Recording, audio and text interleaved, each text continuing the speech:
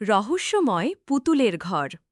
আমির, জারা, রিয়ান, তানিশা বন্ধুরা নতুন শহরে এসেছে। তাদের নতুন বাড়ির পেছনে একটি অন্ধকারাচ্ছন্ন পরিত্যক্ত পুতুলের ঘর দাঁড়িয়ে আছে। এলাকার সব শিশুরা একে ভূতের ঘর বলে ডাকে। কেউই সেখানে যাওয়ার সাহস পায় না। এক রাতে প্রচণ্ড বৃষ্টি হচ্ছিল। আমির তার জানালা দিয়ে তাকিয়ে দেখল অন্ধকারে ডুবে থাকা সেই পুতুলের ঘরের একটি জানালায় মিটমিট করে আলো জ্বলছে। সে তড়িঘড়ি তার বন্ধুদের ডাকল। পরদিন বিকেলে 4 বন্ধু মিলে সিদ্ধান্ত নিল তারা একবার ঘরটি দেখবে। ঘরের দরজার কাছে পৌঁছেই তারা দেখল দরজাটা একটু খোলা আছে, যেন কেউ তাদের জন্য অপেক্ষা করছে। ভেতরে ঢুকেই তারা আবিষ্কার করল মেঝেতে ছড়ানো রঙিন সুতো, কোনায় পড়ে থাকা ভাঙা পুতুলের অংশ, ধুলোয় ঢাকা একটি পুরনো ডায়েরি।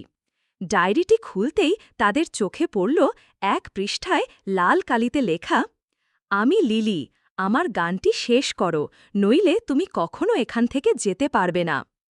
হঠাৎই প্রবল বাতাসে দরজাটা ধড়াম করে বন্ধ হয়ে গেল।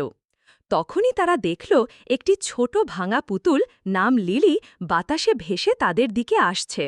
পুতুলটি তার ভাঙা মুখ দিয়ে বলল, ডায়েরিতে লেখা গানের লাইনগুলো সাজিয়ে গানটি শেষ করো, নইলে তোমরা এখান থেকে যেতে পারবে না। বন্ধুরা দ্রুত ডায়েরিটি পড়তে শুরু করল। তারা দেখল বিভিন্ন পাতায় গানের কিছু লাইন ছড়িয়ে আছে। তারা ভাঙা পিয়ানোর সামনে বসে লাইনগুলো জোড়া লাগাতে লাগল। যারা সুর বানাল, রিয়ান পিয়ানো বাজাল, আর আমির ও তানিশা গাইল। চাঁদের আলোয় পুতুল নাচে, পুরনো ঘরে কে যেন কাঁদে, গান শেষ হলে মুক্তি পাবে, নইলে এখানেই আটকে রবে। গান শেষ হতেই অবিশ্বাস্য ঘটনা ঘটল। লিলির পুতুলটি ধীরে ধীরে মাটিতে বসে গেল। তার ভাঙা মুখে একটি শান্ত হাসি ফুটে উঠল। দরজাটা নিজে থেকেই খুলে গেল। বন্ধুরা বাড়ি ফিরে আসার সময় পিছন ফিরে তাকাতেই দেখল পুতুলের ঘরের জানালায় লিলি দাঁড়িয়ে আছে।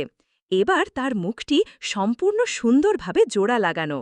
একটি মিষ্টি কণ্ঠস্বর বাতাসে ভেসে এলো, ধন্যবাদ, এখন আমি শান্তিতে থাকতে পারব। গল্পটি ভালো লাগলে অবশ্যই চ্যানেলটি সাবস্ক্রাইব করবেন।